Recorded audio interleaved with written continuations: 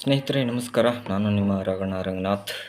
ಜಿಲ್ಲಾ ಆಸ್ಪತ್ರೆ ತುರ್ತು ಚಿಕಿತ್ಸೆ ವರದಿಯೊಂದಿಗೆ ನಾನು ಇವತ್ತು ಮಾತನಾಡಲು ಬಂದಿದ್ದೇನೆ. ಅಲ್ಲಿನ ಸಮಸ್ಯೆಗಳು 108. ರೋಗಿಗಳು ಒಂದು ನೋವಿನಿಂದ ನರಳುತ್ತಾ ಆಸ್ಪತ್ರೆಗೆ ಬಂದರೆ ಅಲ್ಲಿ ತುರ್ತು ಚಿಕಿತ್ಸೆ ಇಲ್ಲವೇ ಇಲ್ಲ.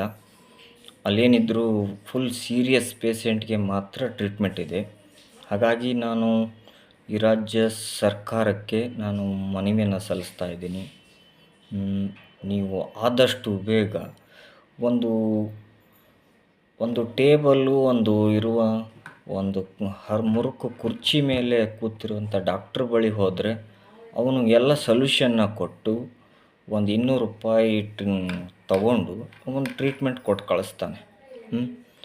ನಾವು ಅದೇ ದುಡ್ಡನ್ನು ಬಸ್ ಚಾರ್ಜ್ ಹಾಕ್ಕೊಂಡು ಇಲ್ಲಿ ಜಿಲ್ಲಾ ಆಸ್ಪತ್ರೆಗೆ ಬಂದರೆ ಇಲ್ಲಿ ಪ್ರಥಮ ಚಿಕಿತ್ಸೆ ಅನ್ನೋದೇ ಇಲ್ಲ. ಹಾಗಾಗಿ ನಾನು ರಾಜ್ಯ ಸರ್ಕಾರಕ್ಕೆ ಮನವಿ ಮಾಡ್ತಾ ಇದ್ದೀನಿ. ಈ ಸ್ಕ್ಯಾನಿಂಗ್ ಅನ್ನೋದು ಒಂದು ಮಾಫಿಯಾ ಥರ ಆಗ್ತಿದೆ. ಅವರು ಬೆಳಗ್ಗೆ ಬರ್ತಾರೆ, ಅಲ್ಲಿ ಬಂದಿರೋರು 200-300 ಜನ. ಅವರಿಗೆ ಅಲ್ಲಿ ನಿಮಗೆ ಆ ರೇಷನ್ ಕಾರ್ಡು, ನಿಮ್ಮ ಡಾಕ್ಯುಮೆಂಟು, ನೋವಿನಿಂದ ಬಂದಿರ್ತಾನೆ ನಿಮ್ಮ ಹತ್ರ. ಒಬ್ಬ ಪೇಷೆಂಟು ಆಸ್ಪತ್ರೆಗೆ ಬರೋದು ಏನಕ್ಕೆ?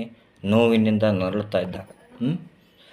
ಅಲ್ಲಿ ಬಂದಾಗ ಟ್ರೀಟ್ಮೆಂಟ್ ದೊರೆಯದೆ ನಿಮಗೆ ಅಪ್ಲಿಕೇಶನ್ ಹಾಕಿ ಅದನ್ನು ಅವನ ಹತ್ರ ದುಡ್ಡಿರಲ್ಲ ಅಂತ ನಿಮ್ಮ ಖಾಸಗಿ ಆಸ್ಪತ್ರೆಗೆ ಹೋಗದೆ ಸರ್ಕಾರಿ ಆಸ್ಪತ್ರೆಗೆ ಬಂದಿರ್ತಾನೆ.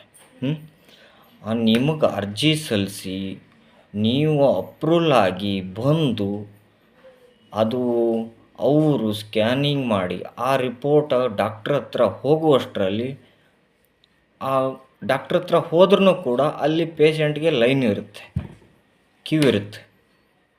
ನಿನ್ನೆ ಒಂದು ಸಮಸ್ಯೆ ನನ್ನ ಫೇಸ್ಬುಕ್ಕಲ್ಲಿ ಲೈವ್ ಮಾಡಿ ತೋರಿಸಿದ್ದೀನಿ. ಎಲ್ಲ ವಿಡಿಯೋಗಳನ್ನು ಸಾಕ್ಷಿ ಸಮೇತ 3 ದಿನದ ಒಂದು ಆಪರೇಷನ್ದೊಂದಿಗೆ ನಾನು ಈ ವಿಷಯವನ್ನು ಮಾತಾಡ್ತಾ ಇದ್ದೀನಿ.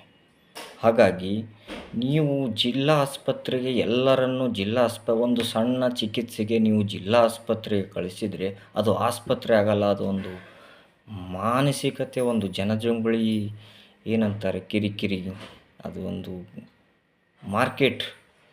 ಮಾರ್ಕೆಟಲ್ಲಿ ಗಿಜಿ ಗಿಜಿ ಗಿಜಿ ಅಂತಿರ್ತದಲ್ಲ, ಆ ರೀತಿ ಒಂದು ವಾತಾವರಣನ ಸೃಷ್ಟಿ ಮಾಡಿದ್ದೀರಿ. ಅದು ನೋಡಿದರೆ ಹಾಸ್ಪಿಟ್ಲು ಒಂದು ರೌಂಡ್ ಹೊಡೆಯೋಕ್ಕೆ ಆಗಲ್ಲ. ಅಂಥ ಪೇಷೆಂಟ್ಗಳು ವಯಸ್ಸಾದವರು, ತುಂಬ ವಯಸ್ಸಾದವ್ರು ಇರ್ತಾರೆ, ಓಡಾಡೋಕ್ಕಾಗಲ್ಲ, ಕಾಲು ಮುರಿದವ್ರು ಇರ್ತಾರೆ. ಆಸ್ಪತ್ರೆ